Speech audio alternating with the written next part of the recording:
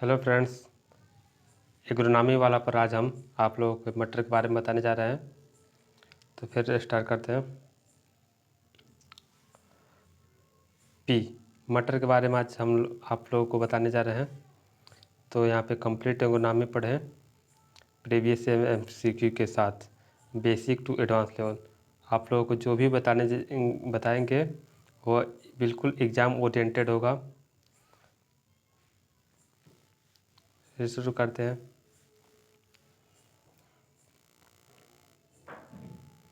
आप इसे स्कैन करके टेलीग्राम पे भी जा सकते हैं, वहाँ से PDF डाउनलोड कर सकते हैं।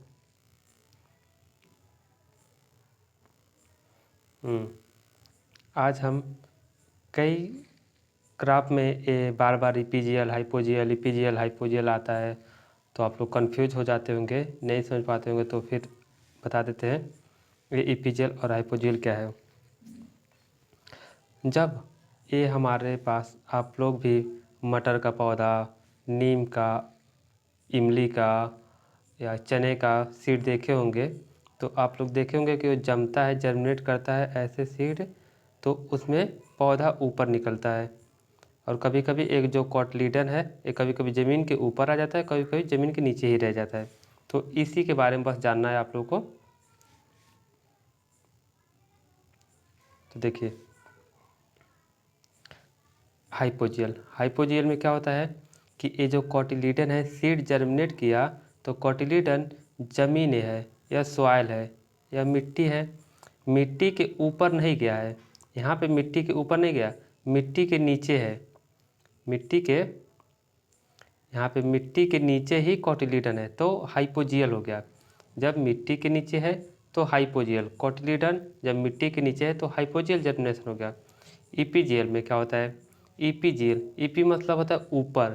तो जब ये है ज़मीन, यह है मृदा, सॉइल, और जब ज़मीन के ऊपर कॉटिलीडन चला जाता है, कहीं भी चला जाए ऊपर, ज़मीन के बस ऊपर ही चला जाए, तो EPGL जर्मिनेशन हो गया। तो हाइपोजियल जर्मिनेशन में ज़मीन के नीचे रहता है कॉटिलीडन, और EPGL जर्मिनेशन में ज़मीन के ऊपर चला जाता है कॉटिलीडन। तो ऐसे में नीम आ जाता है, इमली आ जाता है एग्जाम्पल में। हाइपोजियल जर्मिनेशन में सारे एक बीजपत्री, जैसे कि आप धान, गेहूँ, मक्का, ये सारे हाइपोजियल में आते हैं।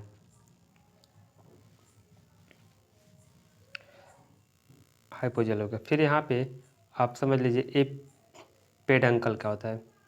पेडिसिल, पेडंकल, जब कोई प्लांट है, उस प्लांट के मेन स्टेम के बगल से जो शाखाएं निकलती है, उस शाखा को हम पेडंकल कहते हैं।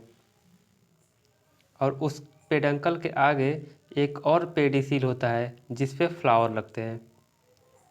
तो ये दोनों बात टर्म आप याद रखिएगा कि मेन स्टेम के साथ जो ब्रांच लगा रहता है और वह पेडंकल होता है, और उस पेडंकल के आगे पेडिसिल होता है जिस पे फ्लावर लगता है। ये टर्म अभी आगे आने वाले हैं।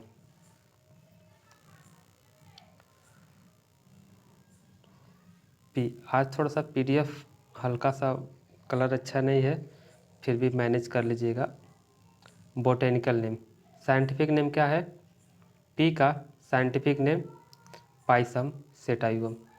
एग्ज़ाम में पाइसम सेटाइवम साइंटिफिक नेम नहीं पूछता है, आपसे 4 ऑप्शन दे देगा, उसमें से मैच करने को कहेगा कि इसमें से कौन सा मटर का या किसी 4 क्रॉप का और दे देगा, उसमें से कहेगा कि आप मैच करिए किस क्रॉप का साइंटिफिक नेम कौन सा है। तो वहाँ पे आपको मैच करने में आसानी होगा अगर बोटेनिकल नेम याद रखेंगे तो। फैमिली कौन सी है? लेग्यूमिनेसी। और सब फैमिली पापिलिनेसी है। क्रोमोजोम नंबर, इसका क्रोमोजोम नंबर गुणसूत्र कितना है? 14 है। ओरिजिन प्लेस, उत्पत्ति स्थान, जन्म स्थान क्या है? Mediterranean and Ethiopia. कभी कभी मेडिटेरियन ऑप्शन दे देता है, कभी कभी इथोपिया, इसीलिए हमने दोनों रख दिया है। आपको जो ऑप्शन में दिखेगा वही मारिएगा। पॉलिनेशन, मटर में कैसा पॉलिनेशन होता है? सेल्फ पॉलिनेशन होता है। टेस्ट वेट की बात करें, इसके सीड का बात करें, तो 160 से 240 ग्राम होता है। 1000 दाने का भार 160 से 240 ग्राम होता है। इम्पॉर्टेंट बात यह है seed weight, test weight, pollination, origin place, chromosome number और फैमिली और साइंटिफिक नेम तो आपको याद ही होगा। हाँ, इम्पॉर्टेंट बात यह है प्लांट, यह एनुअल प्लांट है, मतलब कि एनुअल मतलब एक वर्षीय। अगर प्लांट आप मटर का पौधा एक लगाते हैं तो वो एक ही सीजन में वो कंप्लीट अपनी लाइफ साइकिल कंप्लीट कर लेता है। जैसे आपने ठंडी के समय में मटर लगाया जाता है, तो आपने ठंडी में मटर लगाया तो ठंडी में ही पूरा अपना लाइफ साइकिल को कंप्लीट करके ख़त्म हो जाता है प्लांट, तो उसे एनुअल प्लांट कहते हैं। जो एक ही सीजन में एक ही वर्ष में अपना लाइफ साइकिल कंप्लीट करते हैं उसे हम एक वर्षीय पौधा या एनुअल प्लांट कहते हैं। हर्बेसियस, यह हर्बेसियस भी है। डेवलप रूट सिस्टम, इसके जो रूट होते हैं काफ़ी डेवलप होते हैं और सभी डाइकाट में लगभग मैक्सिमम या पूरी तरह से रूट जो सिस्टम रहता है पूरी तरह से डेवलप ही रहता है। जर्मिनेशन, यहाँ जर्मिनेशन के बारे में आपको बताया था ना, जर्मिनेशन कैसा पाया जाता है, hypogeal germination. Inflorescence, axillary raceme inflorescence पाया जाता है, ऑक्जिलरी रेसिम इन्फ्लोरेसेंस पाया जाता है इसमें। इम्पॉर्टेंट, हाँ ये दोनों बात बड़ी इंपॉर्टेंट है, हाइपोजियल और inflorescence, axillary raceme inflorescence. Importance, इसके महत्व को बात करते हो तो field P is a popular pulse crop of India. मटर भारत का एक मुख्य प्रमुख बहुत ही फेमस क्रॉप है दाल वाली फसलों में। It is highly nutritive value and contain 22.5% protein. इसमें काफ़ी मात्रा में न्यूट्रिटिव वैल्यू रहता है, न्यूट्रिटिव वैल्यू पोषक तत्व इसमें बहुत ही ज़्यादा मात्रा में रहता है और इसमें 22.5% प्रोटीन रहता है। सबसे इम्पोर्टेंट बात यही है कि इसमें 22.5% प्रोटीन रहता है, ये याद करने वाली बात एग्जाम में यही पूछता है। कल्टीवेशन बिफोर 3000 BC, 3000 साल पहले से इसका कल्टीवेशन, नहीं सॉरी 3000 BC के पहले से कल्टीवेशन इसका हो रहा है, इसका साक्ष्य मिला है। उसके बाद से third important cool season crop next to chick pea and French bean. Chick pea और फ्रेंच बीन के बाद तीसरे नंबर पर यह मटर का पौधा आता है जो कि कल्टीवेशन में कूल सीजन क्रॉप में, कूल सीजन क्रॉप में थर्ड नंबर पर आता है मटर का cultivation. Usually cultivated for dry pods and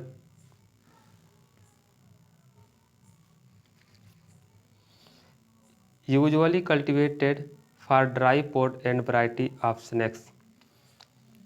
मटर का कल्टीवेशन हम ड्राई पोट्स के लिए सूखे दाने के लिए करते हैं और स्नैक्स बनाने के लिए करते हैं।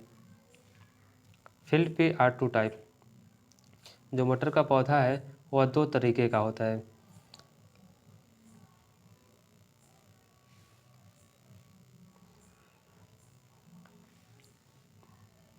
दो तरीके का, इसका साइंटिफिक नेम भी अलग अलग होता है। फील्ड पी यानी जंगली आप मान के चलिए, और पाइसम सेटाइवम, ये तो दोनों में सेम रहेगा, वैरायटी में चेंजिंग होता है, वैरायटी अर्वेंस। फील्ड पी एक पहली तरीके का जो है वो है उसका नाम है फील्ड पी, और जो दूसरे तरीके का नाम है वो है garden pea. Field pea, garden pea. Field pea का scientific name Pisum sativum variety arvense, और गार्डन पी का scientific name Pisum sativum variety hortense. तो जो गार्डन पी है उसका हार्टेंस और फील्ड पी है अर्वेंस।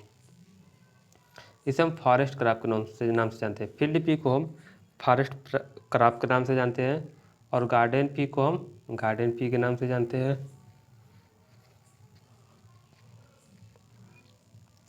फील्ड पी का उपयोग हम ग्रीन मैन्योर, कवर क्रॉप और पल्स मतलब दाल के लिए यूज करते हैं। आप ग्रीन मैन्योर क्या होता है कि आप इसे चारे के लिए रूप में यूज कर सकते हैं, गाय भैंस को खिलाने में यूज कर सकते हैं, तो इसलिए ग्रीन क्रॉप हो गया, ग्रीन मैन्योर क्रॉप, नहीं सॉरी ग्रीन मैन्योर क्रॉप। आप इसे मैन्योर को रूप में क्रॉप यूज कर सकते हैं, खेत में जुताई करने के लिए, उससे आप फर्टिलाइज़र प्राप्त करने के लिए कर सकते हैं। और ग्रीन फॉडर यहाँ लिखा रहता तो आप चारे के लिए भी यूज कर सकते हैं। कवर क्रॉप, आप इसे खेतों में लगा के आप मॉइस्चर को कंजर्व कर सकते हैं। अगर कोई क्रॉप है वहाँ पे ज़्यादा इरोजन का समस्या है, या फिर से वहाँ पे मॉइस्चर जल्दी ख़त्म होने का डर रहता है, तो आप वहाँ पे लगा देंगे तो वह इरोजन को भी रोक सकता है और वह मॉइस्चर को भी बनाए रख सकता है। कवर क्रॉप दाल के रूप में इसका यूज करते हैं, पल्सेज के रूप में भी यूज करते हैं फील्ड पी को।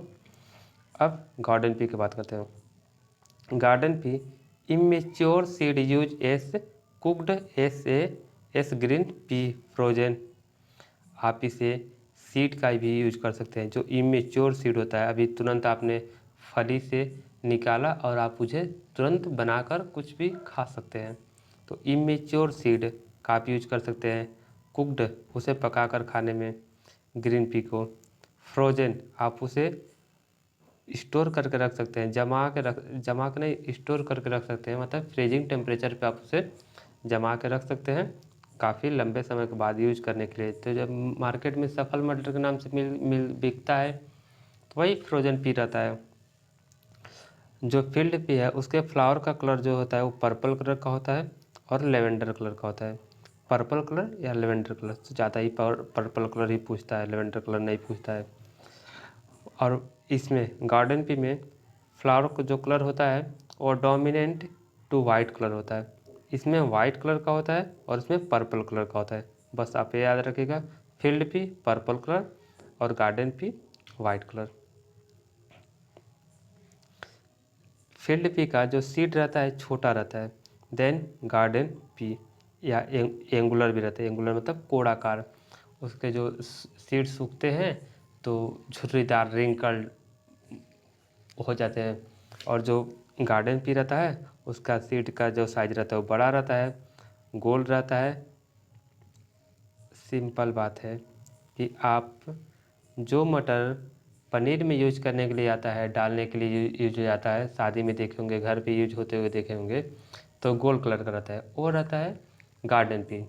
और एक और आता है मटर, जो कि मटर ठंडी के समय ही मिलता है, उससे आप वो थोड़ा तीखा लगता है, कड़वा टाइप का लगता है, वो मटर वो फील्ड पी रहता है, उसके छोटे साइज भी रहते हैं, तो वो रहता है फील्ड पी।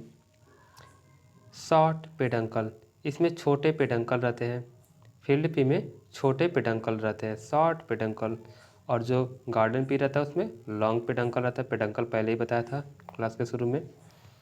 पर पॉड नंबर ऑफ सीड लो, मतलब नंबर ऑफ सीड संख्या कम रहता है। तो एक पॉड है, एक पॉड में सीड की संख्या कम ही रहता है, 6 7 8 है, ऐसे रहता है। लेकिन जो गार्डन पी होता है उसमें नंबर ऑफ सीड ज़्यादा होते हैं, 10 12 15 तक भी हो सकते हैं, होते भी हैं। टेबल पी कैनिंग पर्पज़, जो गार्डन पी होता है आप उसे कैनिंग कर मतलब स्टोर करके काफ़ी लंबे समय तक रख के यूज कर सकते हैं, जो इस सफल मटर मार्केट में बिकता है। और टेबल पी मतलब कि उससे कुछ भी बना के आप तुरंत खाने में भी यूज कर सकते हैं टेबल पी। और इसका सीड जो दाल बनाने के लिए काम में आता है, सुखा कर रख सकते हैं, बाद में दाल बनाकर खाते हैं। Uttar Pradesh is the major field crop growing state.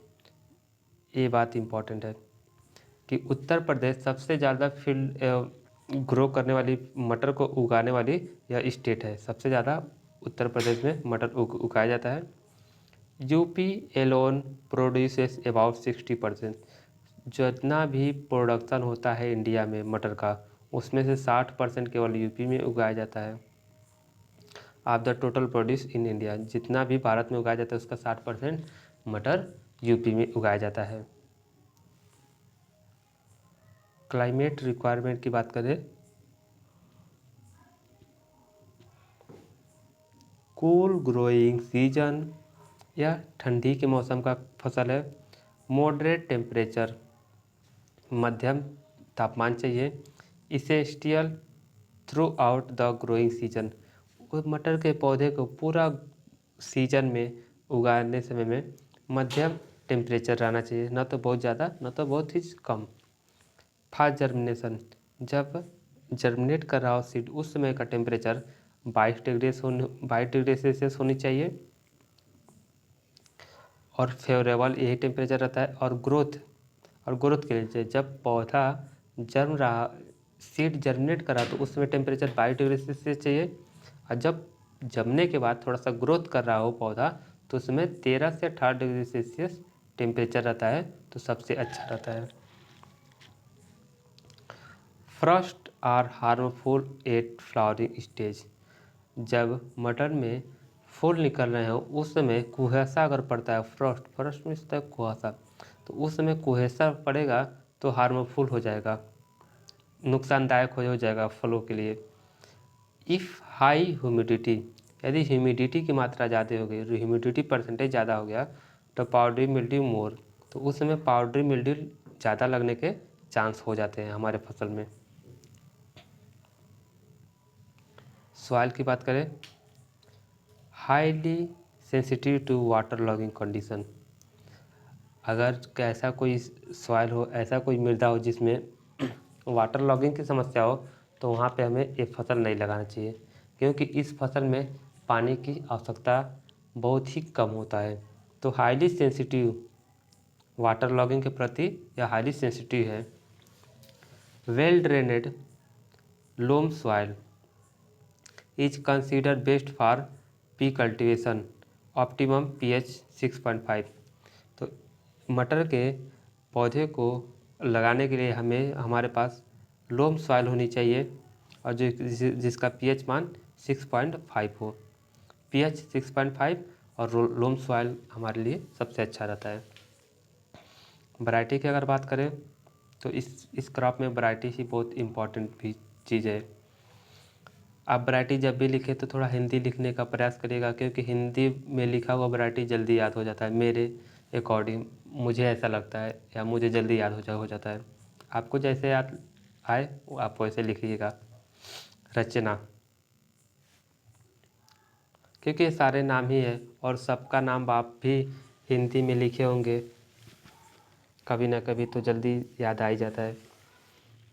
रचना, अपर्णा सबसे फेमस वैरायटी अपर्णा, अलंकार, सीखा, उत्तरा, पंत मटर 5, HUP 2, DMR 11, जयंती, JP 885, टाइप 163, मालवीय P15, सपना, हंस म्यूटेंट वैरायटी है, पंत उपहार, Swati, Harbhajan, Bonneville, Salvia. Variety तो हमने बहुत सारे वैरायटी में से छांट कर लिखा है, ये कम लिखा है, लेकिन इसमें से सबसे ज़्यादा इम्पोर्टेंट कौन है वो हम बता देते हैं, आपको वो याद रख लेना है।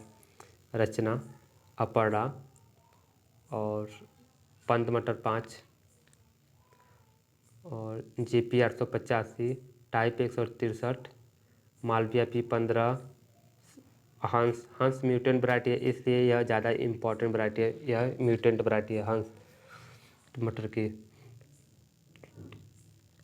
पंत उपहार, हरभजन भिंडी की भी वैरायटी है और मटर की भी वैरायटी है, तो हरभजन याद रखना है। बोनविले, साल्विया, इतनी वैरायटी आप याद रखेंगे तो एग्ज़ाम में काम चल जाएगा। अब सीड एंड सोइंग की बात करते हैं।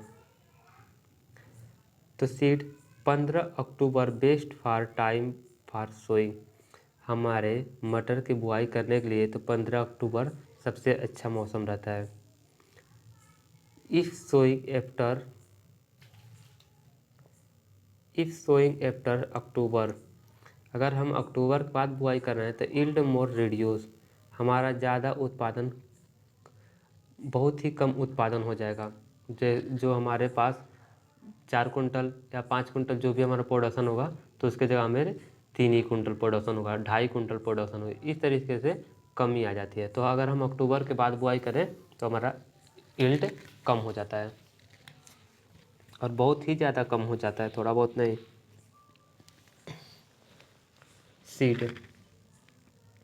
सीड की बात करें तो 75 से 100 केजी सीड पर हेक्टेयर हमें आवश्यकता पड़ता है। 75 से 100 केजी सीड हमें चाहिए 1 हेक्टेयर खेत को बुआई करने के लिए।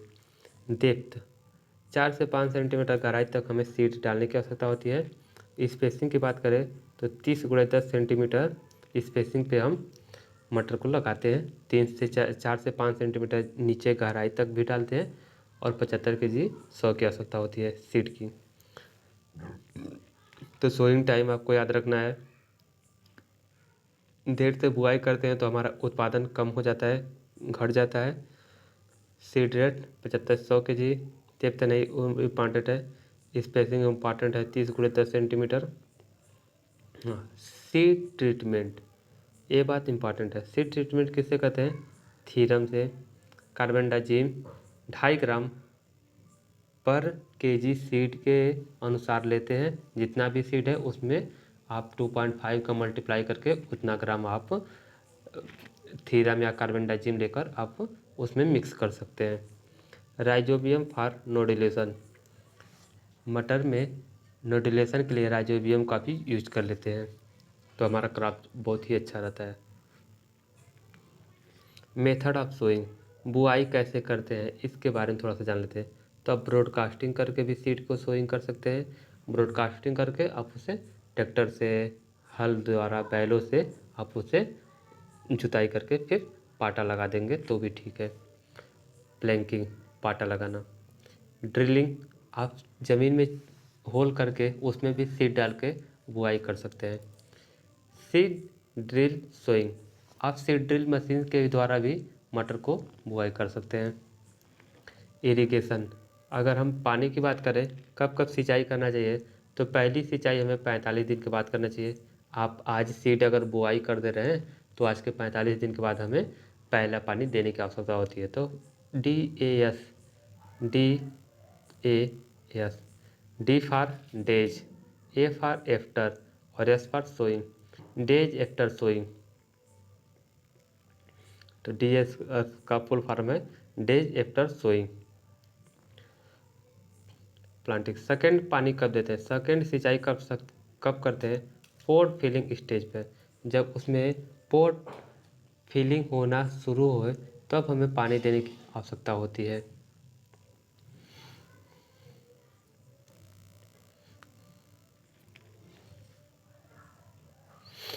फर्टिलाइज़र की बात करें, न्यूट्रिएंट की बात करें तो नाइट्रोजन, फास्फोरस, पोटास।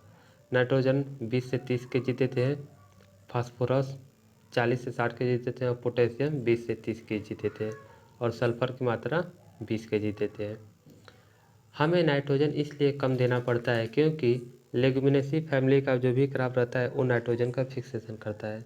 तो मटर नाइट्रोजन का फिक्सेशन कर रहा है इसलिए हमें थोड़ा सा कम मात्रा में नाइट्रोजन देने की आवश्यकता है क्योंकि वह जो नाइट्रोजन को फिक्स करता है उसका 75% खुद ही यूज कर लेता है नाइट्रोजन, और फिर ज़मीन में भी नाइट्रोजन छोड़े रहता है, अगली क्रॉप के लिए हमें दे देता है। तो इसलिए हमें यहाँ पे थोड़ा सा नाइट्रोजन कम डालने की आवश्यकता है।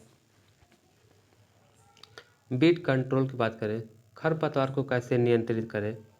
उसके लिए खरपतवार नियंत्रित करने के लिए 2 बीटिंग, 2 बार हमें घास निकालने की आवश्यकता पड़ती है। 3 to 6 वीक, 3 से 6 सप्ताह, बुआई करने के 3 से 6 सप्ताह के बाद हमें 2 बार घास निकालने की आवश्यकता पड़ती है।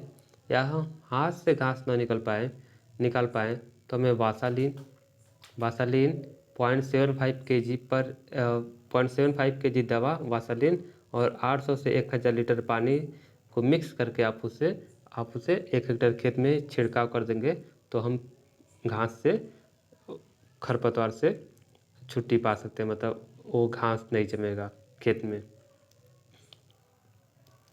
अब मटर के खेत में कौन कौन से घास ज़्यादातर होते हैं, वो कौन कौन से घास इम्पोर्टेंट है, तो आपको सीधे नाम पूछ भी सकता है कि कौन सा इसमें से मटर के लिए खरपतवार ज़्यादा परेशान करता है, कौन सा मटर के पौधे में खरपतवार आता है।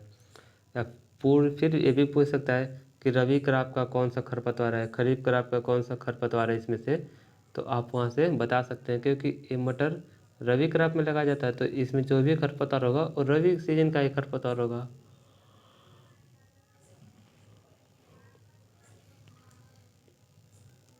तो बथुआ, बथुआ का साइंटिफिक नेम है चिनोपोडियम एल्बम। कई बार एग्जाम में तो साइंटिफिक नेम भी पूछा है कि बथुआ का साइंटिफिक नेम क्या है, चिनोपोडियम एल्बम। गजरी, ये भी मटर में खरपतवार आता है गजरी, तो इसका साइंटिफिक नेम फुमारिया परवीफ्लोरा। चटरी मटरी, चटरी मटरी साइंटिफिक नेम है लेथाइरस स्पीसीज। सेंजी, सेंजी का साइंटिफिक नेम मेलिलोटस एल्बा, सेंजी का scientific name Melilotus alba. Cropping system, cropping system कैसे करते हैं तो फायदे रहता है हमारे लिए। तो क्रॉपिंग सिस्टम में हमें सीरियल, सीरियल के बाद लेग्यूम लगाएं, यह ऑलवेज गुड। सीरियल के बाद अगर हम लेग्यूम्स लगाते हैं तो सबसे अच्छा रहता है, या फिर आप लेग्यूम के बाद सीरियल भी लगाइए। सीरियल लेग्यूम, सीरियल लेग्यूम आप ऐसे लगाएंगे तो इससे फ़ायदा रहेगा कि लेग्यूम क्रॉप जो रहती है वो नाइट्रोजन का फिक्सेशन करती है, तो यह नाइट्रोजन का फिक्सेशन अगली जो क्रॉप सीरियल लगाएंगे उसमें इस नाइट्रोजन का जो फिक्सेशन ज़मीन में हुआ रहेगा ये वाला सीरियल क्रॉप में यूज हो जाएगा नाइट्रोजन। तो इसलिए हमें सीरियल लेग्यूम करके हमें फसल को लगाना चाहिए। They also under mixed community with winter cereals like wheat and barley. अगर हम फसल को, मटर को मिक्स करके लगाना चाहते हैं, दो फसल को एक साथ, तो किसको किसको लगाएं तो अच्छा रहेगा। तो हम व्हीट को या बार्ले को, व्हीट और बार्ले के साथ हम मटर को लगाएं तो अच्छा रहता है। तो व्हीट के साथ हम मटर को लगाएं तो भी अच्छा रहता है। यह किस रेशियो में हमें लगाना चाहिए ये आप कमेंट करके बताइएगा कि व्हीट और पी को हम किस रेशियो में लगाते हैं। बीमारी की बात करते हैं थोड़ा सा। डिजीज, इसमें डिजीज इम्पॉर्टेंट है। विल्ट, विल्ट फंगस के कारण होता है। जो मटर में विल्ट लगता है वो फंगस के कारण लगता है, वो फंगस का नाम है फ्यूजेरियम ऑक्सीस्पोरियम, इम्पॉर्टेंट है। पाउडरी मिल्ड्यू सबसे इम्पॉर्टेंट डिजीज पी का, यह फंगस के द्वारा होता है। पाउडरी मिल्ड्यू फंगस के द्वारा होता है और साइंटिफिक नेम है इस फंगस का इरिसाइफी पॉलीगोनिक, इरिसाइफी पॉलीगोनिक फंगस का इसका नाम है। Avoid to late sowing, late जब सोइंग करते हैं तभी पाउडरी मिल्ड्यू हमारे फसल में लगता है मटर में। अगर हम देर से ना बुआई करें तो हमारे खेत में नहीं लगेगा पाउडरी मिल्ड्यू, तो हमें अवॉइड करना है, बचना है। देर से बुआई करने से हमें पहले ही बुआई करके हमें पाउडरी मिल्ड्यू से अपने खेत को बचा लेना है। 2 to 3 spray of any sulphur like, 2 से 3 बार हमें किसी सल्फर का स्प्रे कर देना है जिससे हम उससे भी पाउडरी मिल्ड्यू से कंट्रोल कर सकते हैं अपने फसल को। तो सल्फेक्स, हेक्सासोल 3 kg पर हेक्टेयर के हिसाब से और 1000 लीटर पानी, 3 kg दवा ले लें आप सल्फेक्स या हेक्सासोल और 1000 लीटर उसमें पानी ले लें, दोनों को मिक्स करके आप 15 दिन के अंतराल पे छिड़क सकते हैं जिससे पाउडरी मिल्ड्यू बिल्कुल ख़त्म हो जाएगा।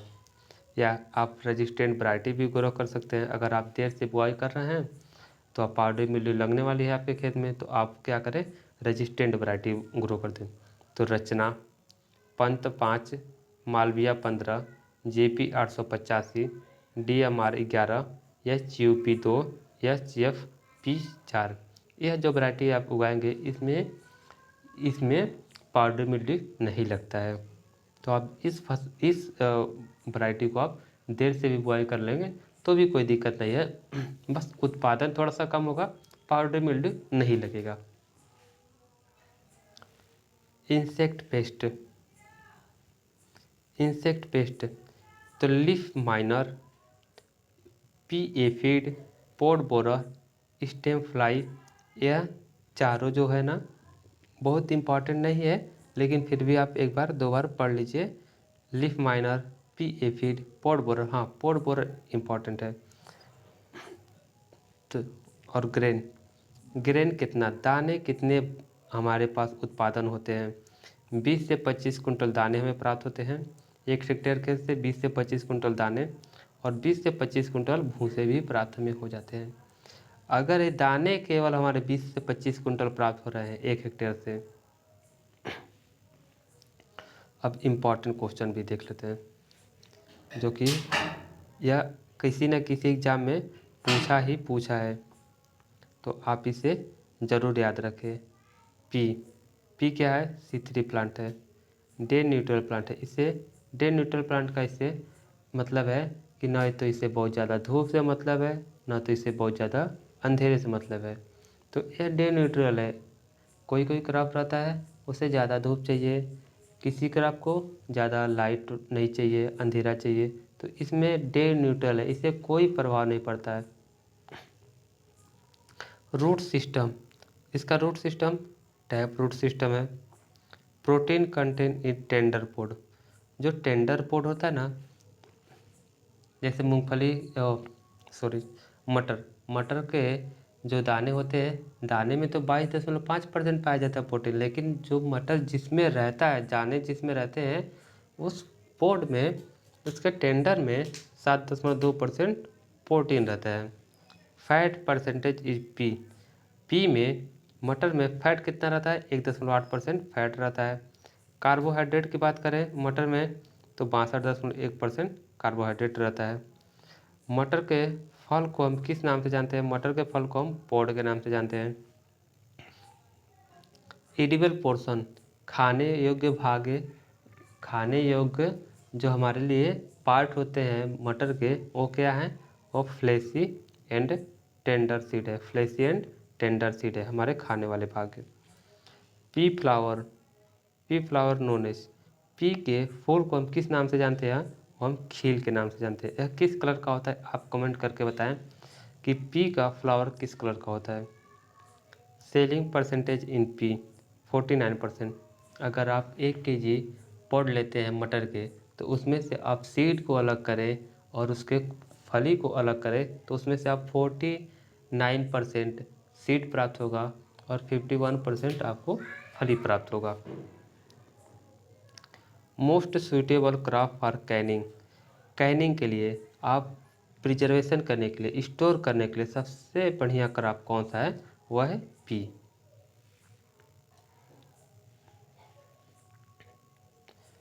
Third important cool season crop next to chick pea and French bean. Chick pea और फ्रेंच बीन के बाद से तीसरा इम्पॉर्टेंट मुख्य क्रॉप रबी सीजन का, ठंडी सीजन का, वह है हमारा पी यानी मटर। क्रॉप ड्यूरेशन, मटर कितने दिन का क्रॉप ड्यूरेशन, कितने दिन में वह लगाने से लेकर कटाई तक, मतलब सीड सोइंग से लेकर सीड फसल को हार्वेस्टिंग तक कितना समय लगता है? वह 110 से 140 दिन का टाइम लगता है। North west plain sowing time, जो नॉर्थ वेस्ट प्लेन है, नॉर्थ वेस्ट एरिया है, वहाँ पे हमें कब सोइंग करना चाहिए मटर को? तो एंड ऑफ अक्टूबर, अक्टूबर के अंतिम में करना चाहिए। और नॉर्थ वेस्ट प्लेन के लिए हमें कब सोइंग करना चाहिए? वो 15 नवंबर। तो 15 नवंबर ही एग्ज़ाम में आपको बताना है। अगर पूछेगा नॉर्थ वेस्ट का तो 15 नवंबर ही बताना है, या किसी भी आप मटर का सीधे पूछ देगा मटर का सोइंग टाइम, तो आपको बताना है 15 नवंबर, क्योंकि सबसे ज़्यादा यूपी में ग्रो किया जाता है मटर, तो उसका एक यूपी के अकॉर्डिंग ही उसका सोइंग टाइम रहेगा। Gregor John Mendel work on which crop, Gregor John Mendel ने किस क्रॉप पे अपना एक्सपेरिमेंट किया था? तो उन्होंने गार्डन पी पर किया था और बीन्स पे किया था, जो कि गार्डन पी हमेशा ही एग्जाम में पूछता है। लेकिन अगर दो ऑप्शन रहे, बीन्स भी रहे, ए ऑप्शन गार्डन पी और सेकंड ऑप्शन बीन्स, और third option A and B, और fourth option none of these रहे, तो आपको सी ऑप्शन मानना है, फर्स्ट एंड सेकेंड, मतलब कि गार्डन पी और बीन्स दोनों पर उन्होंने काम किया था। रिंकल सीडेड वैरायटी आर,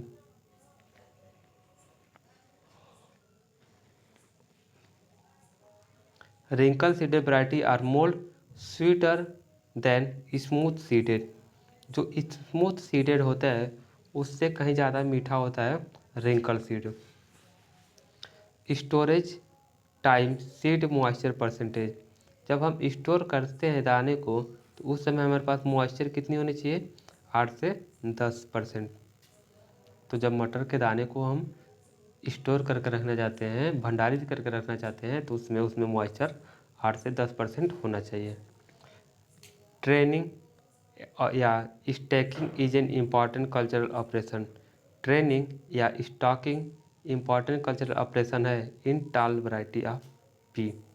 तो मटर का जो पौधा बहुत लंबा होने वाला है, उसमें हम ट्रेनिंग भी कर सकते हैं, स्टॉकिंग भी कर सकते हैं, उसे सहारा देकर और ऊपर भी उठा सकते हैं।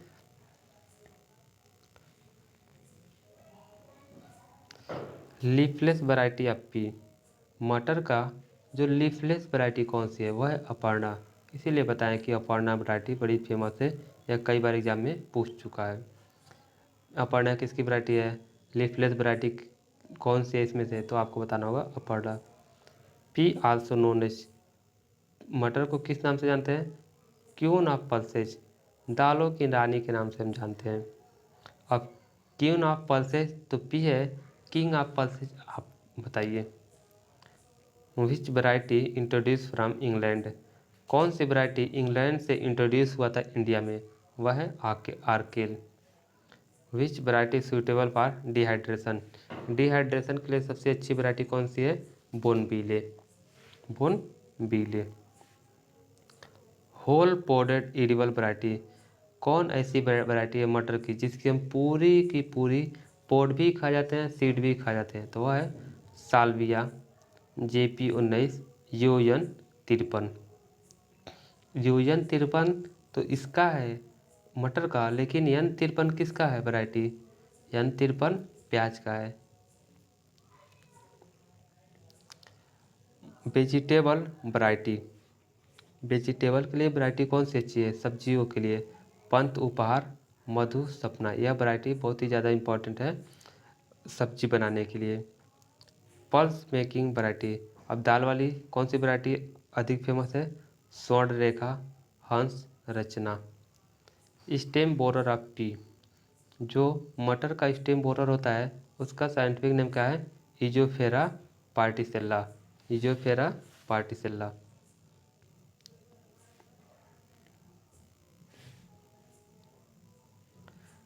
P maturity measure by, pea के मटर के मैच्योरिटी को हम किसके द्वारा मापन करते हैं, वह हम टेंड्रोमीटर के द्वारा मापन करते हैं।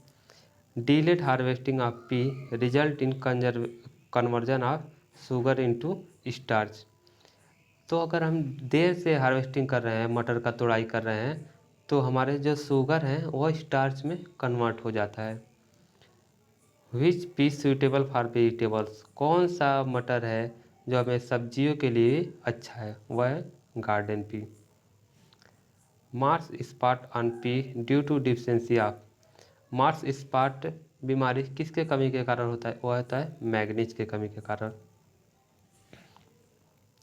Isolation distance 100 meter, isolation distance क्या है, आप दो वैरायटी लगा रहे हैं मटर की, और आप दोनों का या एक मटर के वैरायटी को आप सेफ रख कर और अगले साल भी बुआई करना चाहते हैं, उसी को आप सीड मान के चलते हैं, आप उसका सीड रखना चाहते हैं।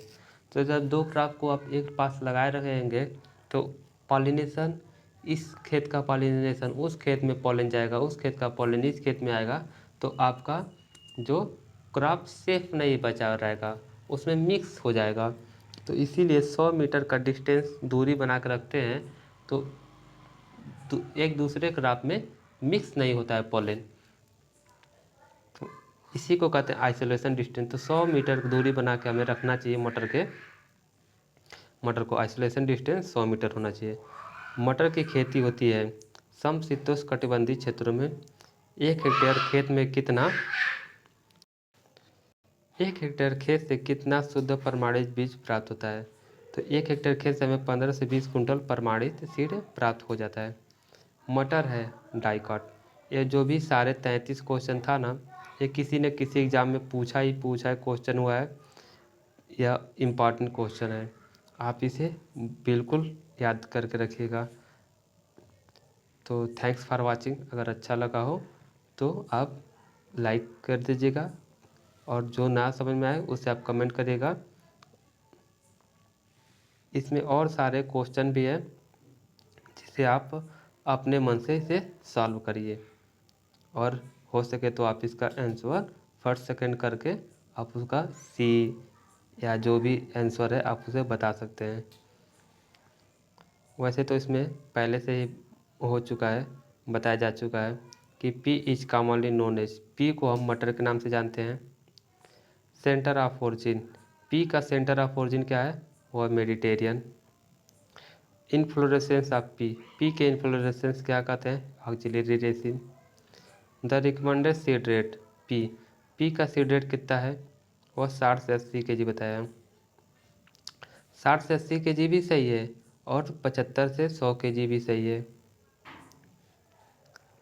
लेकिन 60 से 80 के जी क्यों, क्योंकि यूपी में जब बुआई की जाती है तो उसमें मौसम अच्छा रहता है तो हमें ज़्यादा सीड डालने की आवश्यकता नहीं पड़ता, लेकिन कहीं कहीं पे मॉइस्चर ना रहे या जो फील्ड पे है, गार्डन पे है, तो किसी में सीड ज़्यादा लगता है, किसी में कम लगता है।